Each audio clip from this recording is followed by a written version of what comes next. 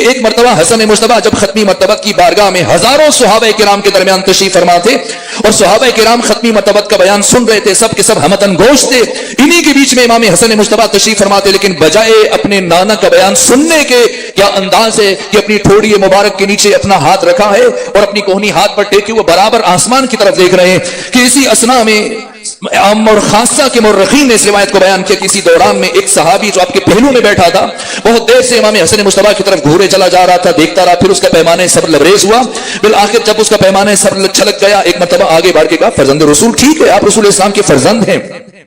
آپ رسول اسلام کے نواسے ہیں، لیکن یہ خلاف ادب ہے کہ وہ ممبر پر درس دیں، دین کے مسائل بیان کریں، شریعت کے مسائل بیان کریں، اور آپ باقی افراد کی طرح سے ان کا درس سننے کے بجائے، ان کا بیان سننے کے بجائے آسمان کی طرف دیکھیں۔ یہ خلاف ادب ہے، خلاف تہذیب ہے، یہ خلاف ادب رسول ہے۔ تقاضے ادب یہ کہ آپ بھی باقی افراد کے ساتھ پورے غور و خوض سے ختمی مرتبت کا بیان سماعت فرمائیں۔ حسن مجتبی نے اپنی ٹھوڑی کے نیچے سے ہاتھ نکالا اور پھر رخ کیا اس صحابی رسول کی طرف، اس سے پہلے کہ لبہائے حسن مجتبی میں جنبش پیدا ہو، ختمی مرتبت جو فراز ممبر سے یہ سارا منظر مشاہدہ فرما رہے تھے، اپنا بیان وہی چھوڑا اور اپنے بیان کو چھوڑ کر اس صحابی کی طرف رخ کیا اور فرمایا اے میرے صحابی دائل حسن المجتبی، حسن مجتبی کو چھوڑ دے، حسن کو میرے بیان کی ضرورت نہیں ہے، تم سنو، تمہیں ضرورت ہے۔ ان الحسن لجلاحظ لوح المحفوظ، یہ نہ سمجھنا کہ حسن مجتبی کسی عام بچے کی طرح سے ایسے ہی آسمان کی طرف دیکھے جا رہے ہیں، نہ بظاہر آسمان کی طرف دیکھ رہے، لیکن حسن لوح محفوظ کو ملاحظہ کر رہے ہیں۔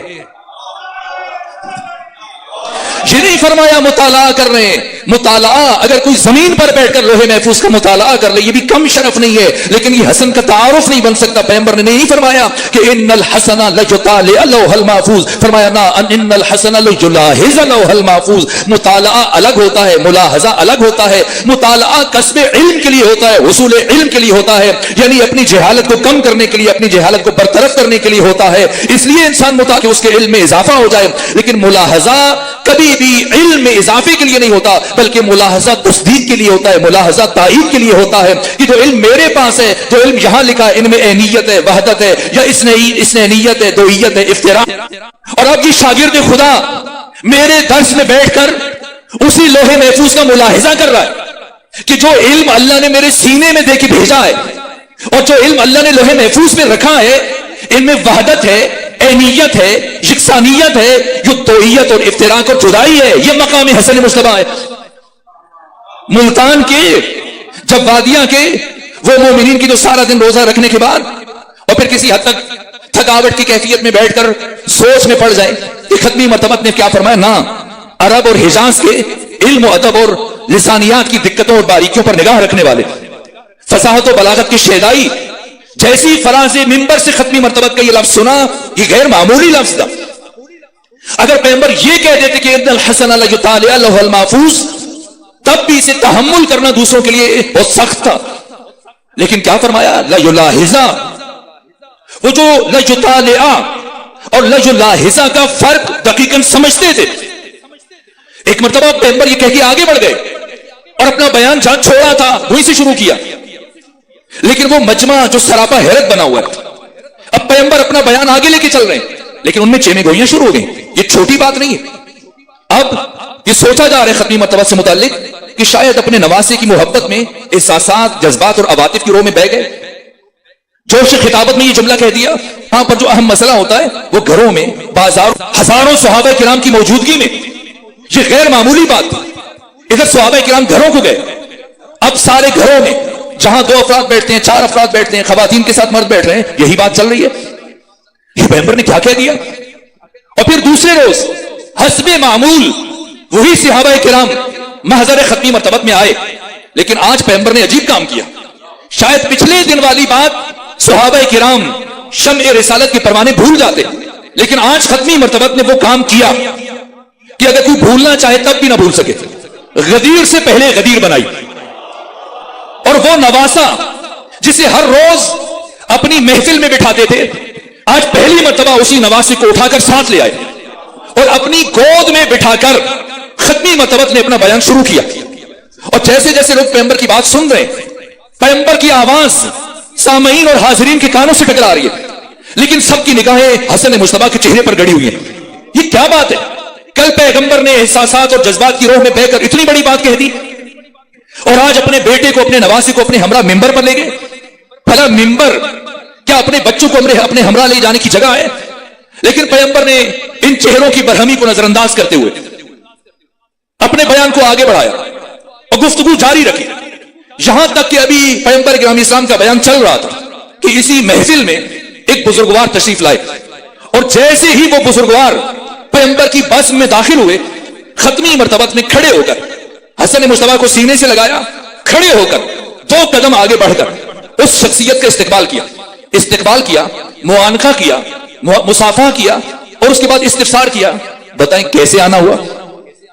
کیسے تشریف لائے؟ تو آنے والے نے جواب دیا, یا رسول اللہ میں حسب سابق استفادے کے لیے آیا, حسب سابق اپنے سوالوں کے جواب لینے کے لیے آیا, جواب مطلوب تھے آپ کی بارگاہ میں آیا. ختمی مرتبت نے کیا جواب دیا؟ کہ اگر مناسب سمجھے تو آج اپنے سوالوں کے جواب مجھ سے پوچھنے کے بجائے میرے فرزند حسن مجتبیٰ سے پوچھ لیں کہ مجھے کیا باق ہے, مجھے کیا عذر ہے, جیسے آپ فرمائیں. وہاں سے آنے والے بزرگوار نے امام حسن مجتبیٰ کو, یہ 3 سال سن ہے, 3 سال عمر ہے, گود سے پیغمبر کی گود سے لیا اور اٹھا کے اپنے ہمراہ مسجد نبوی کے ایک گوشے میں لے گئے, اور وہاں امام حسن مجتبیٰ کو بٹھایا, اور خود امام حسن مجتبیٰ کے سامنے 2 زانو ہو کر اس طرح سے بیٹھے جیسے ہمیشہ رسول اسلام کے سامنے بیٹھا کرتے تھے, اور سوال و جواب کا سلسلہ شروع ہوا. کبھی وہ سوال کرتے ہیں, امام حسن جواب دیتے ہیں, پھر وہ نیا سوال کرتے ہیں, پھر امام حسن جواب دیتے ہیں. یہ سلسلہ جاری ہے, اور ادھر ان 2 کو رخصت کرنے کے بعد پیغمبر نے اپنی بات جہاں سے چھوڑی تھی وہیں سے شروع کر دی, اور شمع رسالت کے پروانے ادھر پیغمبر کی باتیں سن رہے ہیں, آواز کانوں سے ٹکرا رہی ہے, لیکن مڑ کر مسجد نبوی کی گوشے میں ان 2 شخصیتوں کی طرف دیکھ رہے ہیں, اور برابر ایک ہیجان برپا ہے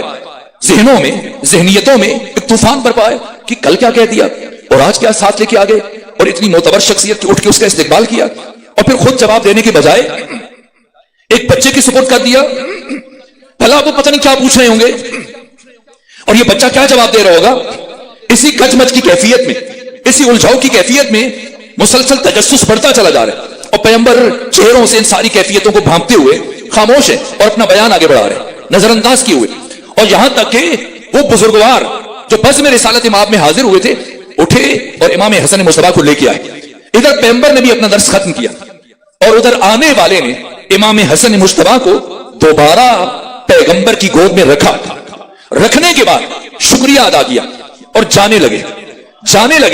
تو جب وہ جانے لگے تو ختمی مرتبت نے استفسار کیا, پوچھا تشفی ہوئی, تسلی ہوئی, اطمینان ہوا, سوالوں کے جواب ملے؟ کہاں یا رسول اللہ, آپ کے انداز میں اور آپ کے فرزند حسن مجتبیٰ کے انداز میں ذرہ برابر فرق محسوس نہیں کیا, ذرہ برابر فرق محسوس نہیں کیا. یہ کہا بس میں رسالت سے رخصت ہوئے, اور وہ مجمع شمع رسالت کے پروانے جو سراپا حیرت بنے ہوئے تھے, انہی میں سے ایک نے جرأت کر کے حضرت سے سوال کیا, یا رسول اللہ یہ آنے والا کون تھا؟ مدینے کا تو نہیں تھا, ورنہ ہم پہچان لیتے, لیکن اتنا جلیل القدر تھا, اتنی برجستہ شخصیت کا حامل تھا کہ آپ نے بیان چھوڑ کر منبر سے نیچے اتر کر آنے والے کا استقبال کیا. کون تھا یہ؟ فرمایا یہ آنے والے جناب خضر تھے.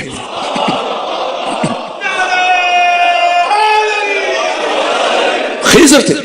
خضر کون ہے؟ اگر خضر کو سمجھیں گے تب حسن مجتبیٰ کی شخصیت کی الف با سمجھ میں آئے گی. 1,24,000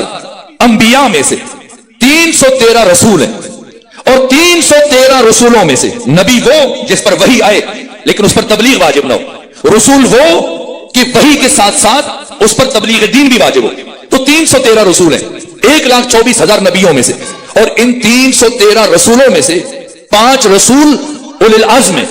اور ان 5 اولي العزم رسولوں میں سے ایک رسول جن کا نام ہے موسیٰ, جو صاحب شریعت ہے, جو صاحب کتاب ہے, جو صاحب معجزات ہے. یہ موسیٰ کلیم جنہیں اللہ نے تورات عطا کی, ید بیضا عطا کیا, عصا عطا کیا, معجزات عطا کیے, شریعت عطا کی, نبوت و رسالت و عصمت و طہارت سے نوازا. لیکن پیغمبر فرماتے ہیں 2 چیزوں کے طالب کبھی سیر نہیں ہو سکتے, ایک علم کا طالب, ایک مال کا طالب. تو جناب موسیٰ نے یہ سب کچھ ملنے کے بعد ہاتھ اٹھائے اور بارگاہ احدیت میں سوال کیا، دعا کی، پروردگار مزید علم عطا فرما، پروردگار تو مجھے مزید معرفت عطا فرما۔ حق تعالی نے موسیٰ کی دعا کو مستجاب کیا، موسیٰ کی دعا مستجاب ہوئی اور خدا نے فرمایا موسیٰ اگر مزید علم چاہیے تو جاؤ فلاں مقام پر جہاں دو دریا مل رہے ہیں وہاں ایک شخصیت کھڑی ہوگی، جاؤ جا کے ان سے خواہش کرو، عرض کرو کہ تمہیں اپنی شاگردی میں لے لے۔ موسیٰ پہنچے، استجابت دعا کے بعد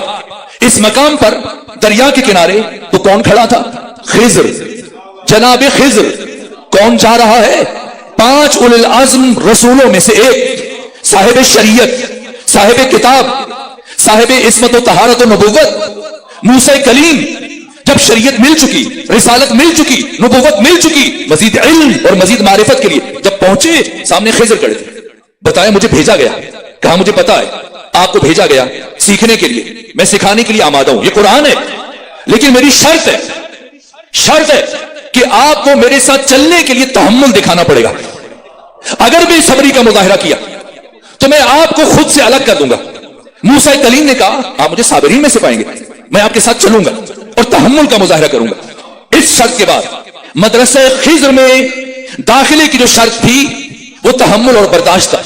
اس کلیم میں اب پہچانیے خضر کون ہے؟ 5 اولی العزم نبیوں میں سے ایک جو صاحب شریعت ہے، صاحب کتاب ہے، صاحب معجزات ہے۔ یہ خضر، یہ موسیٰ جس ہستی کے ساتھ چند قدم نہ چل سکے اس کا نام خضر ہے۔ خضر کہ موسیٰ جیسے نبی جس شخصیت کے ساتھ چند قدم طے نہ کر سکے اور اسے الگ ہونا پڑے اور اس کا سر چھلک جائے، اس ہستی کا نام خضر ہے۔ اور یہی خضر جو موسیٰ جیسے نبیوں کا معلم رہا ہو، جب خود سوالی بن کے پیغمبر گرامی اسلام کے محضر میں حاضر ہو تو پیغمبر خود جواب دینے کے بجائے اپنے 3 سالہ فرزند حسن مصطفیٰ کے سپرد کر دے۔ بابا کا مقام بہت بلند ہے، لیکن اسلام میں جب بات قیادت کی آئے گی، سیادت کی آئے گی، امامت کی آئے گی، راہبری کی آئے گی تو راہبری میں تقدسات اپنی جگہ پر، لیکن قیادت و سیادت اور امامت اور راہبری کے لیے استعداد، صلاحیت، لیاقت اور قابلیت شرط ہے۔ صحابہ اپنے ہزاروں احترام کے باوجود اتنی صلاحیت نہیں رکھتے کہ تشخیص دے سکے کہ یہ آنے والا کون تھا، اور اسے بعد میں امام الانبیاء سے پوچھنا پڑے کہ یا رسول اللہ بتائیں یہ آنے والا کون تھا، تو جو آنے والے کو نہ پہچان سکے کہ یہ کون تھا اور اسے رسول سے پوچھنا پڑے، اسے صحابی کہتے ہیں۔ اور جو آنے والے کے ہر سوال کا بے عین ہی رسول کی طرح سے جواب دے، اسے فخر مصطفیٰ حسن مصطفیٰ علیہ السلام کہتے ہیں۔